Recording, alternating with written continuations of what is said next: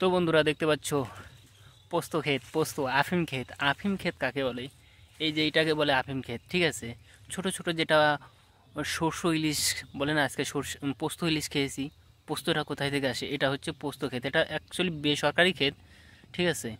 আর এটা হচ্ছে market value 1 KG মালের দাম মোটামুটি 2.5 থেকে 3 লাখ টাকা। এটা হচ্ছে কৃষকদের কাছ থেকে কিনে নেওয়া হয়। কিন্তু এটা অন্য সব জায়গায়, মানে কৃষকরা যারা যারা এটা ব্যবসা করে, সেটা মোটামুটি 4 লাখ 5 লাখ টাকা বোধহয় 1 কেজি মালের দাম আছে, ঠিক আছে। এটা দিয়ে ডাক, সিরোইন ফিরোইন অনেক কিছু, মানে ওষুধপাতি এগুলা দিয়ে তৈরি হয়। তো এই দেখো, এই যে ফলগুলার গুটি এসছে।